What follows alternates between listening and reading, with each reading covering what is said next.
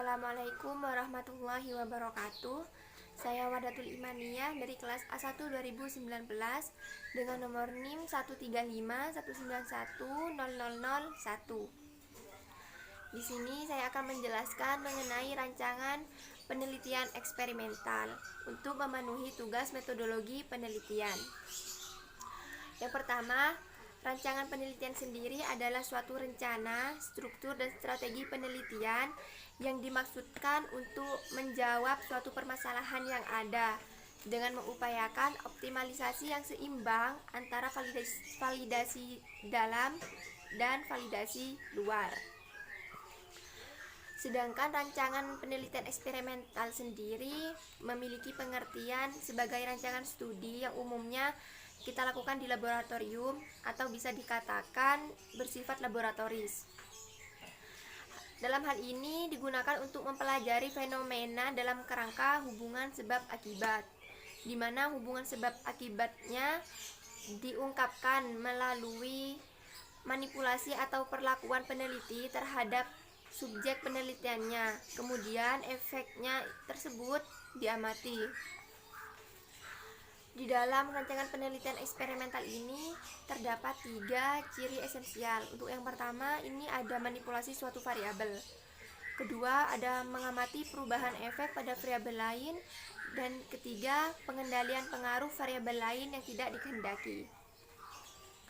Jenis-jenis dari rancangan eksperimental sendiri ada 3. Satu, jenis rancangan pra-eksperimen. Kedua, rancangan eksperimen. Dan yang ketiga, rancangan eksperimen semu atau kuasi. Dari jenis rancangan pra-eksperimen dibagi menjadi 3. 1. One group design. Artinya adalah suatu penelitian yang dilakukan dengan satu kelompok yang diberi perlakuan tertentu, kemudian kita observasi.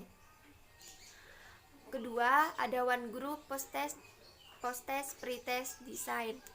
Artinya di sini adalah penelitian yang dilakukan dengan satu kelompok yang diberi suatu perlakuan, kemudian kita observasi sesudah dan sebelum perlakuan. Dan yang ketiga, ada the static group comparison.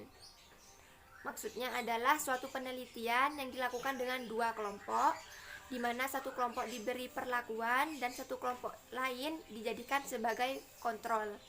Nah, kemudian diobservasi. Jenis yang kedua adalah jenis rancangan eksperimen. Artinya adalah rancangan penelitian yang digunakan untuk mencari hubungan sebab akibat. Di sini juga dibagi menjadi 3. Untuk yang pertama, randomized control group pre-test post-test design. Artinya adalah suatu penelitian yang dilakukan dengan 2 kelompok. Satu kelompok diberi perlakuan dan kelompok lainnya dijadikan sebagai kontrol. Nah, kemudian kita observasi sesudah dan sebelum diberi perlakuan. Kedua, ada randomized Solomon Ford Group Design, yaitu suatu penelitian yang dilakukan dengan lebih dari satu kelompok perlakuan dan kelompok lain dijadikan sebagai kontrol. Kemudian kita observasi. Untuk yang ketiga, ada factorial design yang memiliki arti sebagai penelitian yang dilakukan dengan banyak kelompok yang mendapat 1 atau 2 perlakuan secara bersamaan. Kemudian kita observasi. Dan yang terakhir di sini ada jenis rancangan eksperimen semu atau kuasi eksperimen. Di mana arti dari jenis rancangan eksperimen semu ini suatu rancangan penelitian yang digunakan untuk mencari kemungkinan hubungan sebab akibat melalui randomisasi dan tanpa kontrol lingkungan yang ketat. Di sini dibagi menjadi 2 bagian. Untuk yang pertama, the time series experiment atau longitudinal time study. Maksudnya adalah suatu penelitian yang dilakukan dengan satu kelompok yang diobservasi beberapa kali antara sesudah dan sebelum diberi perlakuan. Dan yang kedua, ada non-randomized pre-test post-test control group. Maksudnya suatu penelitian yang dilakukan dengan 2 kelompok tanpa randomisasi.